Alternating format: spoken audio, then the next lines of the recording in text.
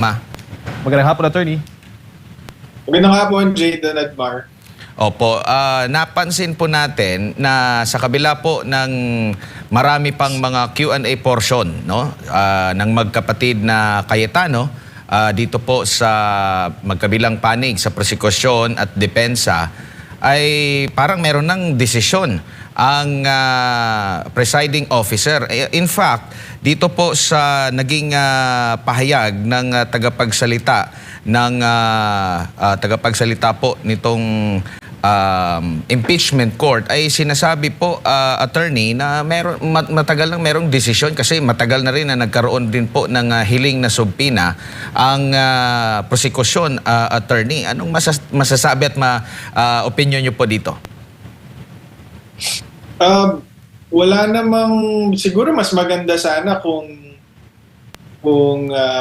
bago na desisyon, pinayagan yung mga senator judges na makapagtanong dun sa bawat kampo nung mga posisyon nila dun sa motion nga for the issuance of subpoena.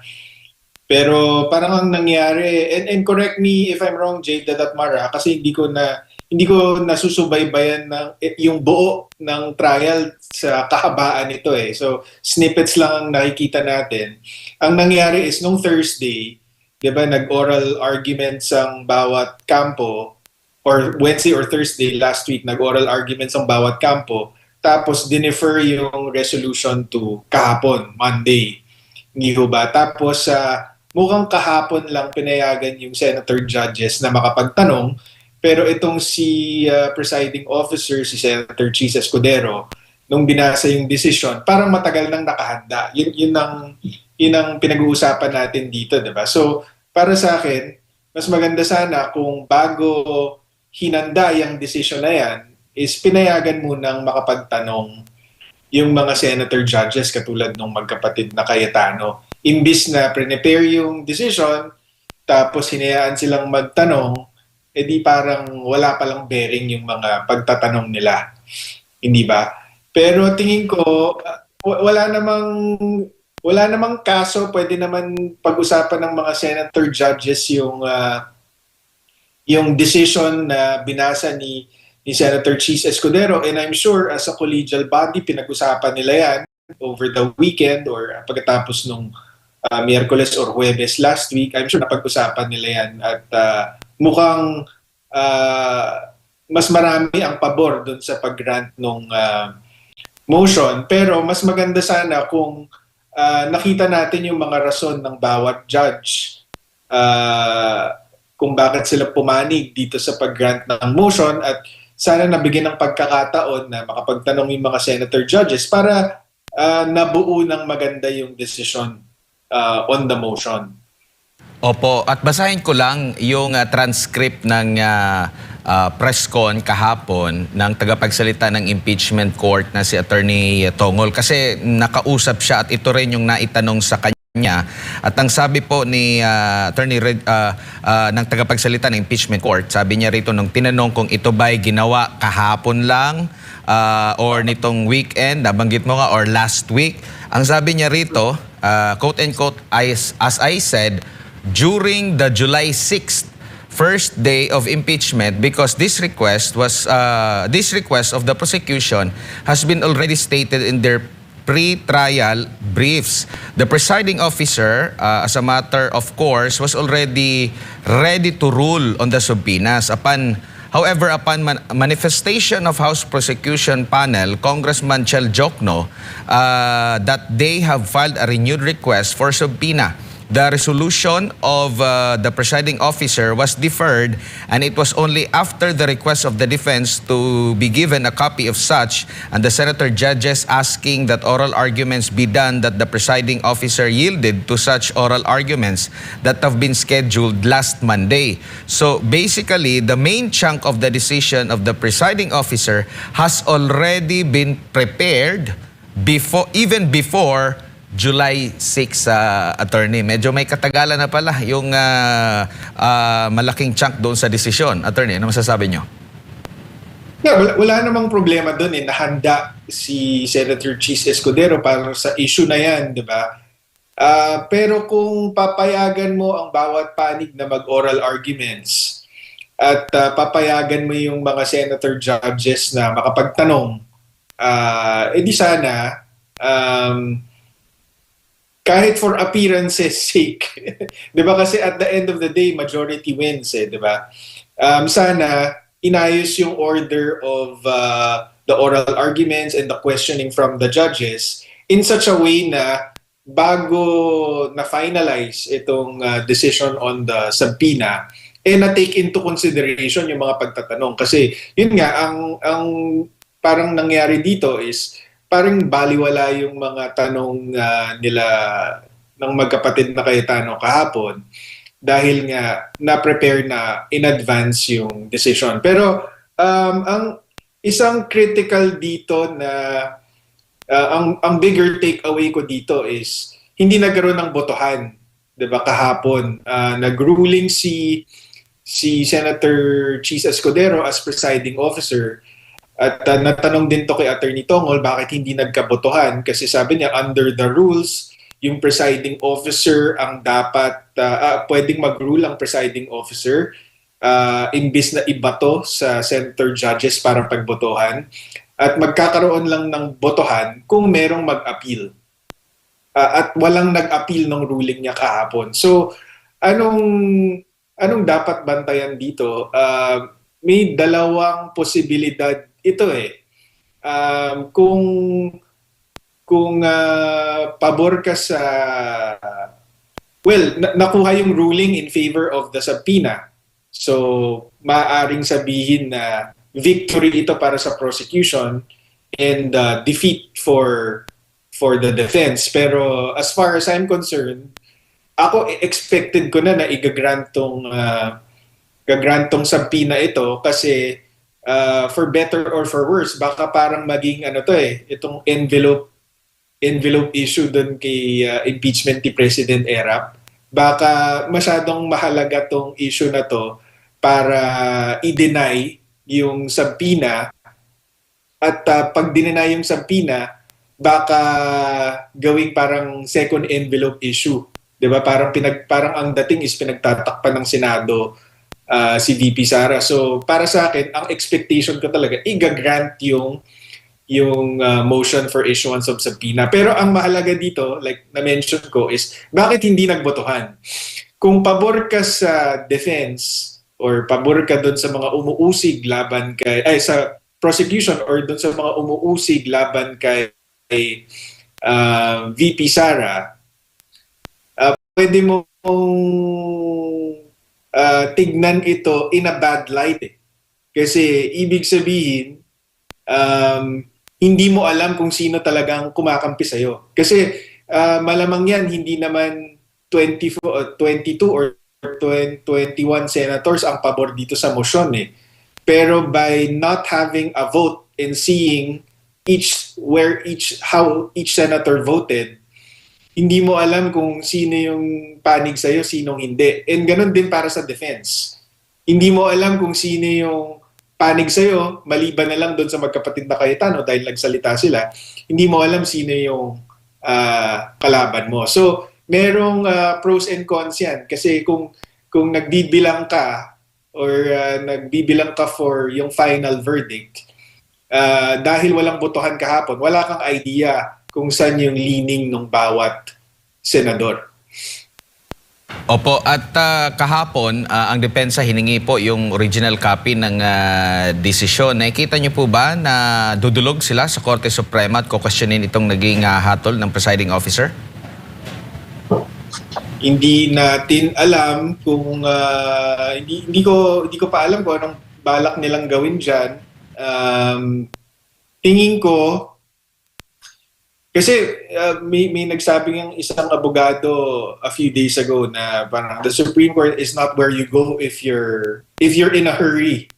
Kasi baka hindi aksyonan agad So baka hindi ito yung panahon or pagkakataon na iakyat to sa Supreme Court. Pwede nilang gawin yon pero hindi natin maasahan na sasagutin agad yan ng Supreme Court. So, yun ang problema doon. Ang tingin kong siguro kung meron silang gagawin, siguro ang dapat gawin is baka magandang mag-motion sila sa presiding officer sa Senate Impeachment Court na magkaroon ng guidelines yung pag-release nitong financial record sa prosecution and defense para ang lalabas lang sa publiko is yung relevant lamang. Kasi kapag linabas ito ng buong buo at itong prosecution binulatlat to para makita ng lahat kahit hindi naman relevant lahat, mahirap nang i-undo yung damage nun eh. Kumbaga it's hard to put the genie back in the bottle. 'Di ba? So baka ang angkop na gawin ng defense is magpasa sila ng isang motion na gumawa ng guidelines ang presiding officer kung paano gagamitin itong mga financial records na ito. Halimbawa, ang isang magandang suggestion siguro is imbis na ibigay ng buo sa prosecution at defense itong financial records to respect the privacy of the respondent and her husband, and also to make sure that the financial records are not used as a tool to just oppress them and to damage their reputations. Baka maganda na in-camera inspection lang or in-person on-site inspection lang ang papayagan. So pwedeng payagan yung prosecution at defense na i-inspect itong records na to. Hindi sila bibigyan ng kopya, pupunta lang sila sa isang kwarto sa Senate para aralin ito. Tapos kung ano yung kailangan nilang para sa ebidensya, humingi sila ng permiso sa presiding officer kung pwede nilang ilabas yun. Tingin ko magandang protection yan para sa defense. Opo, umaabot ng 2 dekada ata ng mga records ang ipapasubpina po, attorney. Sa tingin nyo po, paglabag o tumalima pa rin ito doon sa naging desisyon ng Korte Suprema sa Duterte versus House of Representatives, kung saan kabilang doon yung hinimay yung due process principle, no, sa number 6. Sinasabi nga dito na dapat any charge must be for impeachable acts or omissions committed in relation to their office and during the current term of the impeachable officer. Attorney, ano masasabi niyo po? Well, lininaw naman ng presiding officer na pinapayagan nila yung pag-inspect ng records ni VP Sara sa mga panahong hindi pa siya vice president para lang mag-establish ng baseline.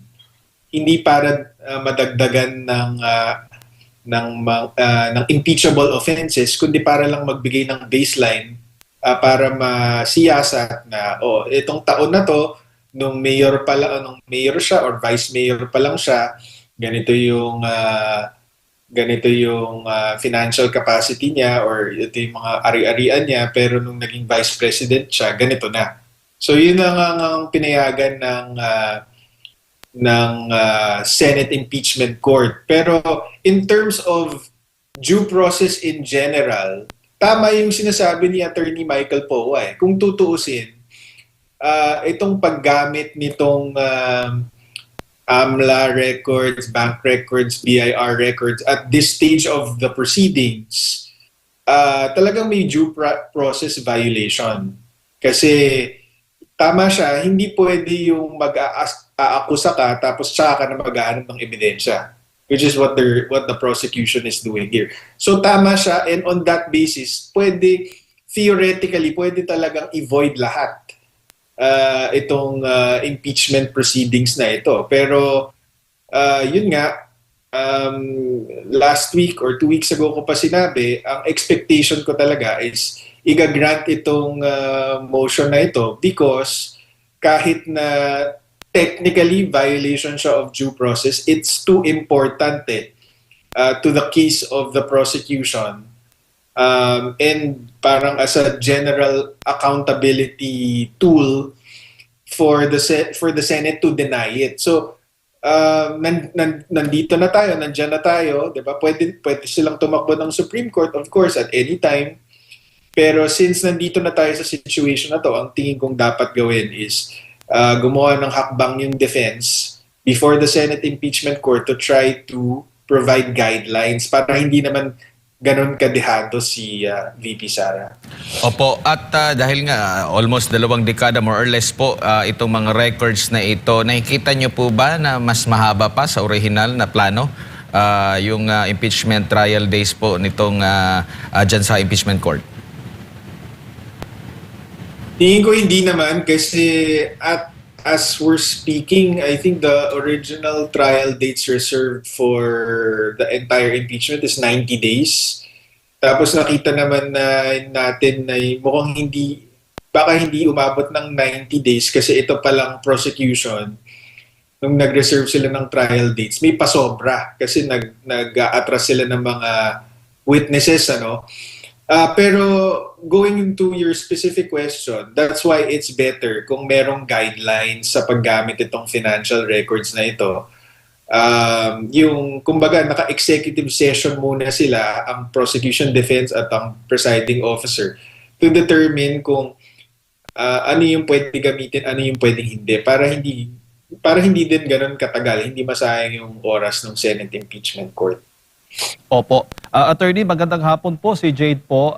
Doon sa issue ng fishing expedition, nakumbinsi ba kayo doon sa sinabi ng prosecution?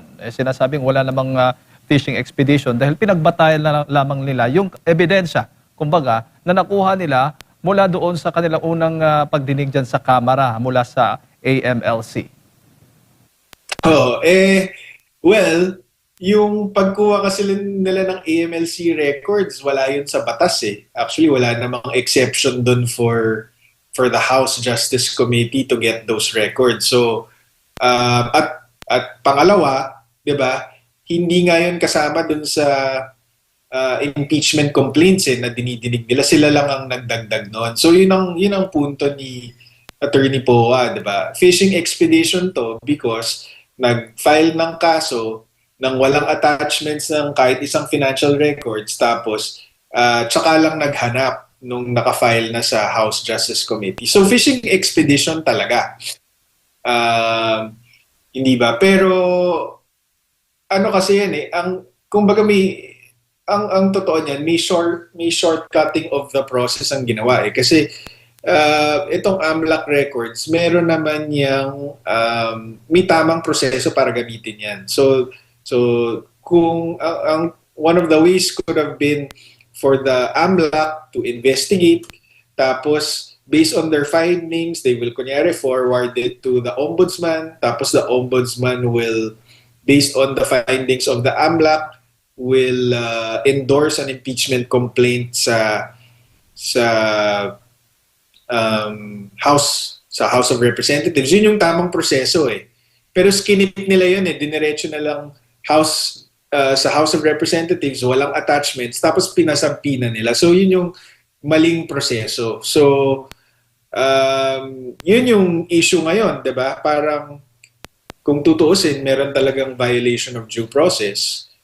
Pero on the other hand, kapag hindi naman nila grinant itong motion, baka pulaan naman yung Senate na pinoprotektahan nyo pinagtatakpan nyo si VP Sara. So tama ang defense, dapat a fishing expedition to, dapat void itong pagdinig ukol sa financial records, pero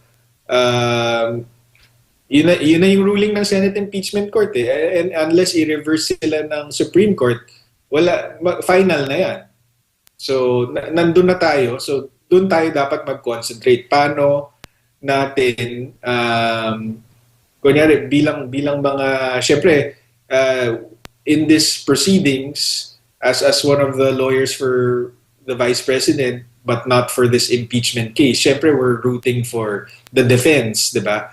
Ang sa akin is the defense should focus now on limiting the damage that can be inflicted by this ruling. Opo, at hindi po nasama doon yung mga foreign deposits, kung hindi ako nagkakamali, attorney, sa mga susuriin dahil yan ay wala naman daw sapat na proof yung prosecution para kunin po ang kopya na yon. Pero maraming pong nagsasabi na baka daw inilipat sa foreign accounts no ng pangalawang pangulo. Paano po ninyo tutugunan yung mga ganyan pong argumento?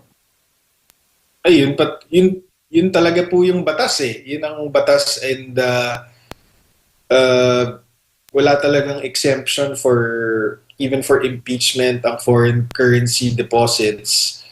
And nangyari na po yan sa Corona impeachment. Trinay isabpina ng Senate Impeachment Court yung foreign currency accounts ni Chief Justice Corona noon, and ang ruling ng Supreme Court, nag-issue ng temporary restraining order or TRO yung Supreme Court noon dahil nga walang ganong exception for foreign currency deposit accounts. So, ganon talaga ang batas natin. Kaya dapat dumaan, kung meron silang gustong imbestigahan dyan, gawin nila yung tamang proseso dyan, hindi itong shortcut through the impeachment. Opo, at si Senator Senator Judge Robin Padilla, may panawagan nga dahil nga binigyan o inaprubahan na yung subpoena para doon sa financial records. Why not daw na buksan ang bank records ng lahat ng mga politiko sa Pilipinas? Gaano ho kalaking possibility po yung ganong panukalat ng Senator Judge Robin Padilla, attorney, para po sa inyo? Siyempre, hindi mangyayari yan. Kasi haharangan niya ng lahat ng politiko, di ba? Or karamihan ng politiko natin, haharangin yan. Dahil siyempre, yun nga ang nakakalungkot eh. Kasi naiintindihan natin na ang impeachment, mekanismo yan for accountability para panagutin yung mga matataas na opisyalis ng gobyerno. Naiintindihan natin yan.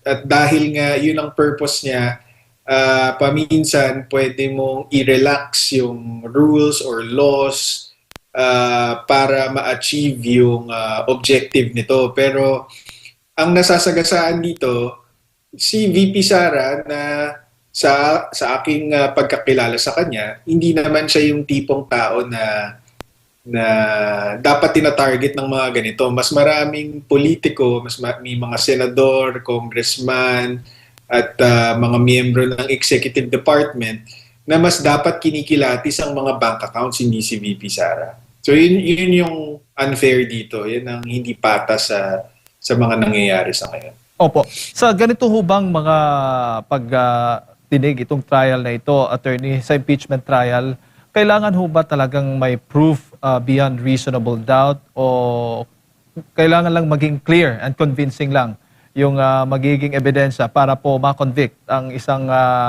akusado?